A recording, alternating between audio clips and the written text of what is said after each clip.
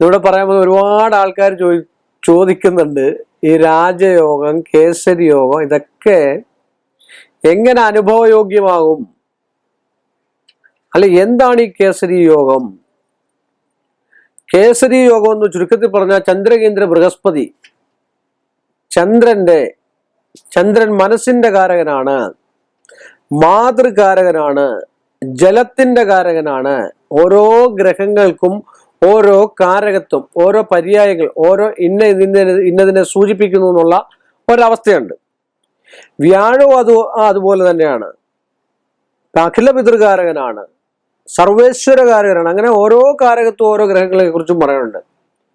ഇത് കേന്ദ്രത്തിൽ നിന്ന് വീക്ഷിക്കുവോ, കേന്ദ്രാധിപത്യം വഹിച്ചു നിൽക്കുവോ, മറ്റ് നീചഗ്രഹങ്ങളുടെ ദൃഷ്ടിയോ മറ്റു കാര്യങ്ങളോ ഒന്നും ഇല്ലെങ്കിലാണ് കേസരി യോഗം എന്ന് പറയുന്ന യോഗം ഫലമാകുന്നത്. അതുപോലെ തന്നെയാണ് രാജയോഗം. രാജയോഗത്തിനും ഗ്രഹനില കണ്ടാൽ അറിയാം. പക്ഷെ ഇതൊന്നും ഫലമില്ല എന്ന് പറഞ്ഞിട്ട് ഒരു കാര്യമില്ല. അങ്ങനെ ഒരു യോഗം ഉണ്ടെങ്കിൽ അല്ലേ, ആ യോഗം നമ്മൾ ഫലമാക്കി എടുക്കാനാണ് ശ്രമിക്കേണ്ടത്. ആ ഗ്രഹങ്ങൾക്ക് എന്താണ് കുഴപ്പം, ആ ഗ്രഹം ഏത് രീതിയിലാണ് നിൽക്കുന്നത്, അപ്പൊ ഏതൊക്കെ ദേവതകളെ അല്ലെങ്കിൽ ചൈതന്യങ്ങളെ പ്രസാദിപ്പിച്ചാൽ നമുക്ക് ഫലമുണ്ടാകും, ഏതൊക്കെ ക്ഷേത്ര ദർശനം നടത്തിയാലോ ഏതൊക്കെ പൂജകളും വഴിപാടുകളും ചെയ്താലോ അതിന് ഫലമുണ്ടാകും, വ്യാഴത്തിനുള്ള പൂജയാണോ ചെയ്യേണ്ടത്, വൈഷ്ണവ സങ്കല്പമായിട്ടുള്ള പൂജയാണോ, ചന്ദ്രനുള്ള ദുർഗാ സംബന്ധമായിട്ടുള്ള പൂജയാണോ, ഇതൊക്കെ അതിനാണ് ജ്യോത്സ്യന്മാര് ജാതകത്തിൽ കേസരി യോഗം, ഗജകേസരി യോഗം എന്നൊക്കെ എഴുതി വെച്ചിരിക്കുന്നത്. അപ്പൊ അങ്ങനെയൊക്കെയുള്ള യോഗം ഉള്ളത് അത് മൗഢ്യത്തിലാണ് നിൽക്കുന്നത്. ഈ കേസരി യോഗം എന്ന് പറയുന്നു, എന്നാണ് സാർ ഇത് ഞങ്ങൾക്ക് ഫലമാകുന്നത്? ചില ആൾക്കാർ 10-45 വയസ്സുള്ളവർ വന്നിട്ട് ചോദിക്കാറുണ്ട്, ഇനി മൂക്കിൽ പല്ലി മുളച്ചിട്ടാണോ സാറേ കേസരി യോഗം ഉണ്ടാകുന്നത്? ചില ആൾക്കാർക്ക് അങ്ങനെ തന്നെയാണ്. സംശയം എന്താ? ചില ആൾക്കാർക്ക് അവസാന ഘട്ടത്തിലായിരിക്കും കേസരി യോഗം ഉണ്ടാകുന്നത്. രാജാവിനെ പോലെ വീട്ടിൽ ഇരുന്ന് സ്വസ്ഥമായിട്ട് എല്ലാം കിട്ടി, അല്ലെങ്കിൽ അന്നവും ധനവും സ്വർണവും ഒക്കെ കിട്ടി രാജാവായ രീതിയിൽ ജീവിക്കുന്നത്, അതുവരെ കഷ്ടപ്പെട്ടതിന് ശേഷം. കേസരി യോഗം എന്ന് പറഞ്ഞാൽ ഇന്ന സമയത്തെന്ന് പറയാൻ നമുക്ക് പറ്റില്ല. എങ്കിൽ തന്നെയും കൗടി വെച്ച് നോക്കി യോഗം ഉണ്ടെങ്കിൽ ആ യോഗഫലം ജീവിതകാലം മൊത്തവും നീണ്ടു നിൽക്കുന്ന ഒരു ഫലമാണ്, അല്ലെങ്കിൽ ഒരു യോഗമാണ് കേസരി യോഗം. ആ കേസരി യോഗത്തിന് നമ്മൾ കൗടി കൂടെ വെച്ച് നോക്കണം എന്തൊക്കെ തടസ്സങ്ങളാണെന്ന്. നമ്മൾ എപ്പോഴും കൗടി വെച്ച് നോക്കണമെന്ന് പറഞ്ഞതിന്റെ കാര്യം, on present time, at time, അല്ലെങ്കിൽ ഇപ്പോഴുള്ള സമയം, റണ്ണിങ് ടൈം, നമ്മൾ പോകുന്ന സമയത്ത് എന്തൊക്കെ തടസ്സങ്ങൾ നമുക്ക് വന്നിട്ടുണ്ട്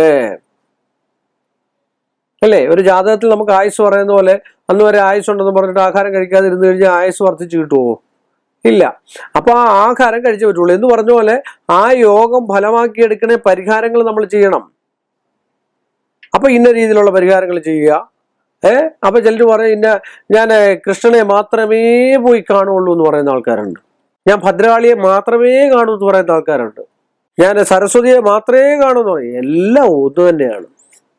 പിന്നെ നമ്മള് ഉപാസനകൾ എടുക്കുന്ന ആൾക്കാര് അവർക്കറിയാം എല്ലാ ചൈതന്യവും. അവരൊന്നൊന്ന് കണ്ടാണ് ഒരാളെ ഉപാസിക്കുന്നത്, രണ്ടെന്ന് കണ്ടല്ല. അവിടാണ് ഉപാസനാ ശക്തി ബല. അതറിഞ്ഞിരിക്കുന്നവരാണ് ഉപാസനാ ബലമുള്ളത്. അതിനെക്കുറിച്ച് ഞാനിപ്പം പ്രതിപാദിക്കത്തില്ല, കാര്യം അതങ്ങനെ പറയാനുള്ളതല്ല. അത് ഗുരുമുഖത്ത് നിന്ന് നമ്മൾ പഠിക്കേണ്ടതാണ്.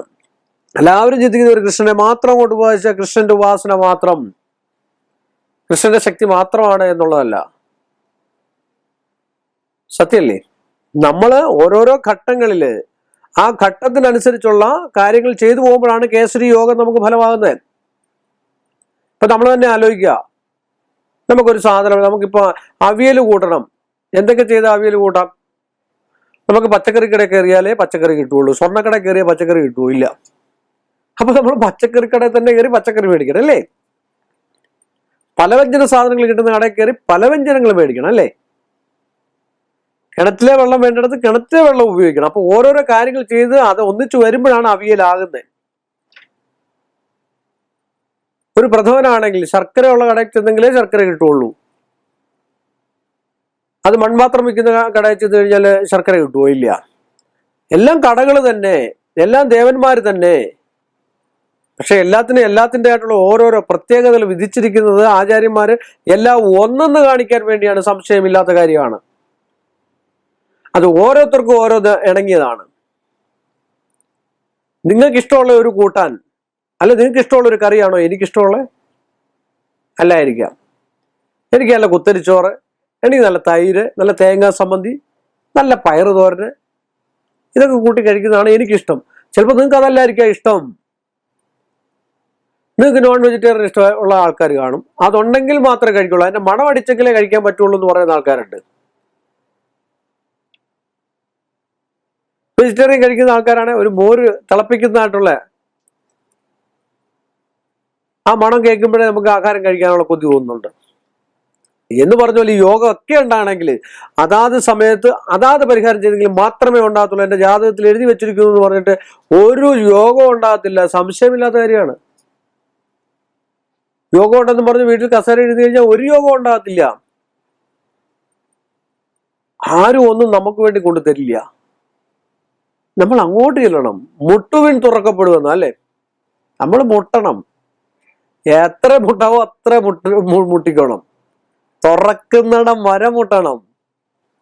അതാണ്. ഒന്നിനും തോൽക്കാൻ പാടില്ല, താഴോട്ട് പോകാൻ പാടില്ല. വീണ്ടും വീണ്ടും നമ്മൾ പരിശ്രമിക്കണം.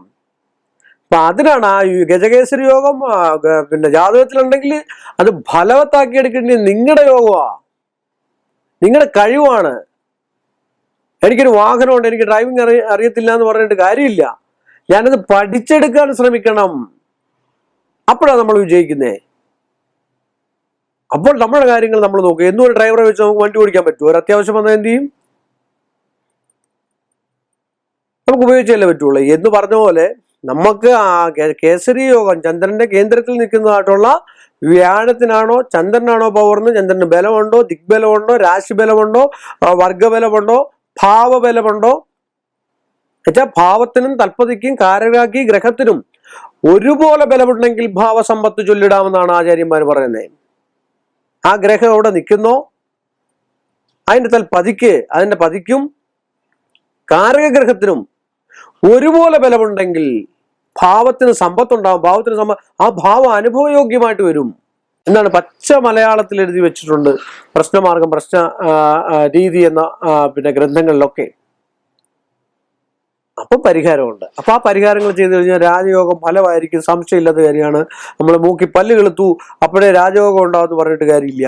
നമ്മൾ അതിനുവേണ്ടി പ്രയത്നിക്കണം. ഇതിനുവേണ്ടിയൊക്കെ ഈശ്വരന്മാരെയും മറ്റു കാര്യങ്ങളും എന്നുവെച്ചാൽ ദൈവഭക്തിയോടുകൂടിയുള്ള ശ്രവണം, കീർത്തനം, ഇങ്ങനെയൊക്കെയുള്ള കാര്യങ്ങൾ ശ്രവിക്കുക തന്നെ ഏറ്റവും നല്ലതാണ്. മനസ്സിന് ശുദ്ധം ഉണ്ടാവും, നമുക്ക് തന്നെ ഒരു ജ്ഞാനം ഉണ്ടാവും, നമുക്ക് തന്നെ ശുദ്ധം, മനസ്സിനൊരു ഐശ്വര്യം ഉണ്ടാവും. മനസ്സിലെ എല്ലാ അഴുക്കുകളും കുറേയൊക്കെ അങ്ങ് മാറിക്കിട്ടും. അഴുക്ക് മാറുമ്പോൾ നമ്മൾ ശുദ്ധമാവും.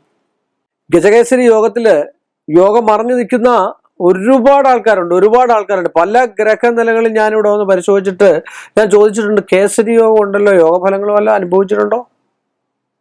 അപ്പൊ ചില കാര്യങ്ങൾക്ക് വേണ്ടി ആയിരിക്കും ചിലപ്പോൾ യോഗഫലം അനുഭവിക്കുന്നത്. ചിലപ്പോൾ ഒരു നല്ല വീടുണ്ടാകാനായിട്ടായിരിക്കും യോഗം ഉണ്ടാകുന്നത്. അതിനകത്ത് കേസരി യോഗത്തിൽ പറയുന്ന എല്ലാ ഫലങ്ങളും ഉണ്ടാണ്. നല്ല ഭാര്യ, സമ്പത്ത്, പുത്രൻ, പുത്രി, പിന്നെ ധനം, ഐശ്വര്യം, കാഞ്ചനം, സ്വർണം, വസ്ത്രം, ആഭരണം, വാഹനം, ഇതൊക്കെ ഉണ്ടാവണമെന്നാണ്. പക്ഷെ അത് എന്തുകൊണ്ടാണ് മറഞ്ഞു നിൽക്കുന്നത്? അതാണ് കണ്ടുപിടിക്കേണ്ടത്. നമ്മൾ രോഗം അല്ലെങ്കിൽ നമുക്ക് ആ ഗ്രഹനിലയിൽ എന്ത് ചികിത്സ, എന്ത് പരിഹാരം ചെയ്താലാണ് അതിനുള്ള മാർഗം ഉണ്ടാകുന്നതെന്ന് കണ്ടുപിടിക്കണം. അല്ലെ എന്തെങ്കിലും വിലക്കാണോ? ആരെങ്കിലും വിലക്കിയിട്ടേക്കാണോ? അതാണ് ഞാൻ എപ്പോഴും കൗടി വെച്ച് നോക്കാന്ന് പറയുന്നത്. ആ യോഗത്തിന്റെ തടസ്സം മാറ്റി കഴിയുമ്പോഴത്തേക്ക്